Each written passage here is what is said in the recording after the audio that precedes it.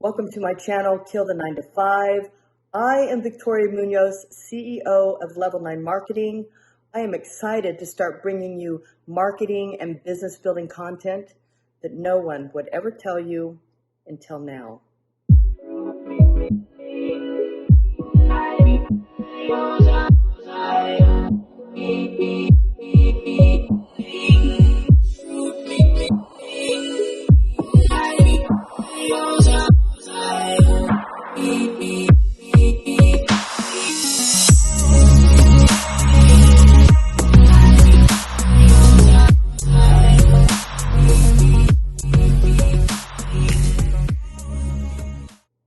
So hey, today I wanted to talk about customer relations in a digital world. I think it's important to discuss how to build a business, details about how to build a business, finding your product, finding your passion. But I also believe that it's important to talk about the ethical standard side of business. And hey guys, how many of you dread calling customer service at any company?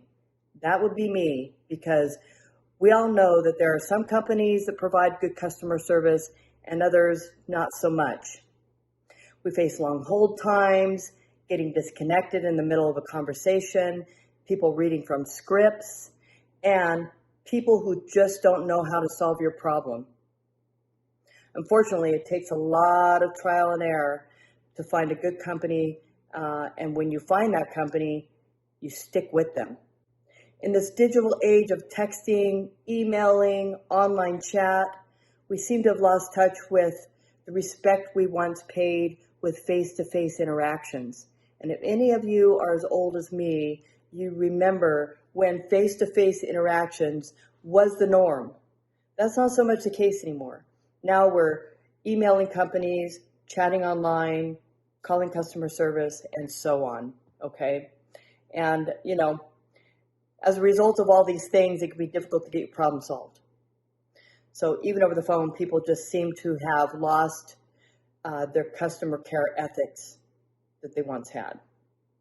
When I became a business owner about 4 years ago, I started my first business. I now own 4 businesses. When I started my first business, I became more aware of the other side of things. Before I was a customer, I was the person calling in, trying to get my problem solved, right? Well, now I was a business owner, and it was my job to solve the customer's problem. So I had to think kind of differently and kind of do a 180 and say, okay, I remember how I felt at times being the customer on that end of the deal. Now I'm the business owner. How do I want to better serve my customers, and how do I want to better help resolve their problems? So I thought about it, and I thought, what are some important points when you're a business owner? Well, number one, you need to set yourself apart. To be successful as a company, it's important to set yourself apart. And once you've identified your product, made it unique, providing excellent customer service can really set you apart from the rest.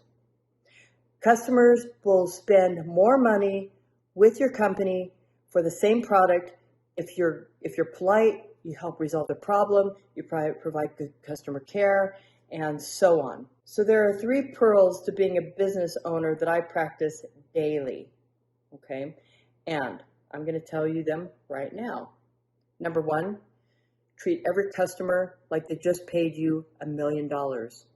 Okay, guys, look, here's the thing.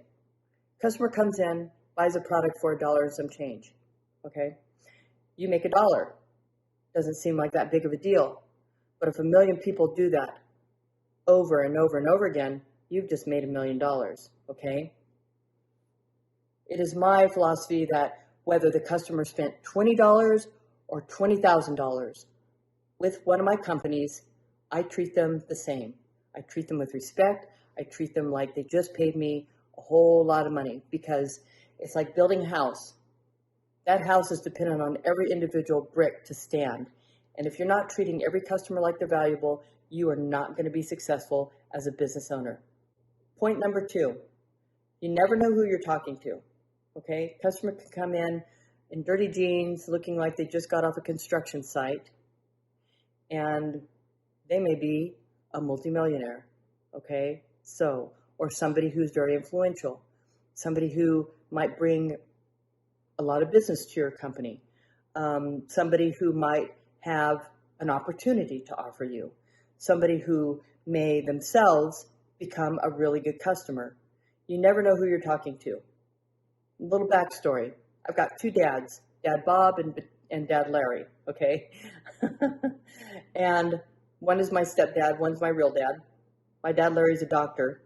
My dad Bob is a business developer, entrepreneur. We had just moved into this house. I was, in my teenage years. And the guy that owned the company that was building the homes, the general contractor, was out one day in his coveralls, all dirty. He looked like one of the guys that was either like a painter or, drywaller or something.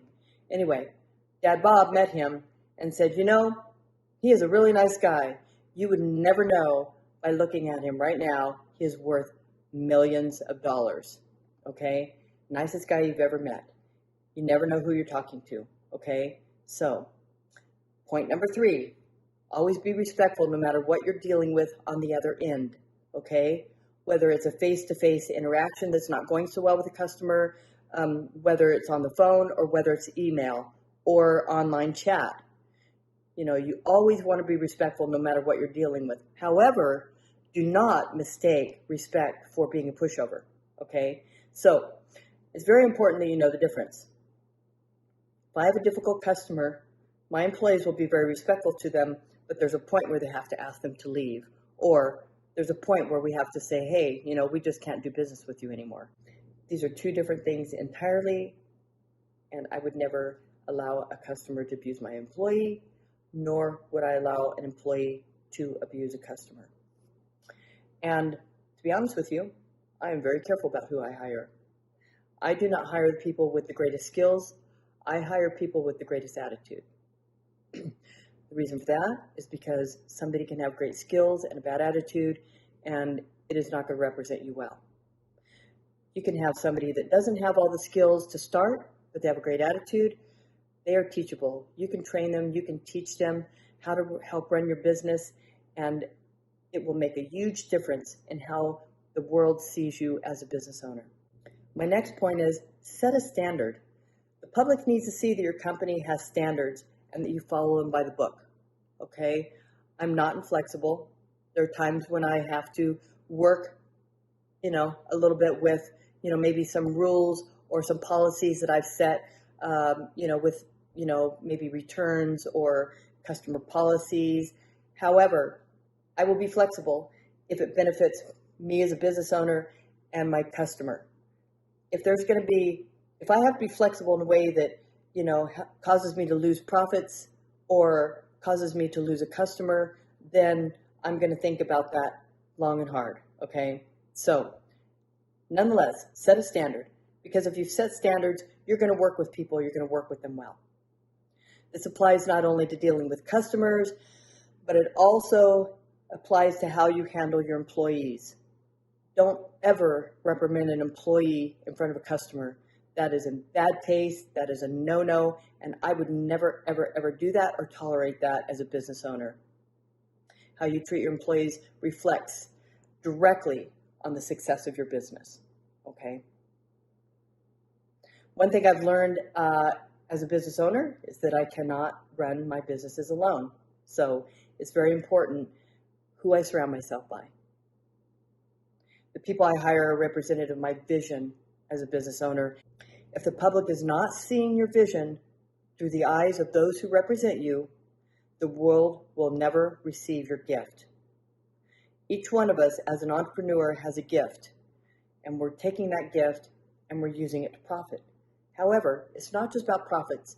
It's about a reputation and how we treat other people, whether it's an employee, a customer. It all reflects on how we build success in our personal lives and our professional lives. Hey guys, I hope these tips were helpful. And if you haven't subscribed, hit that subscribe button and click the bell so you get the notifications, because there's going to be more cool content on business building and entrepreneurship. I'm Victoria Munoz, CEO of Level 9 Marketing. I hope to see you next time. Peace.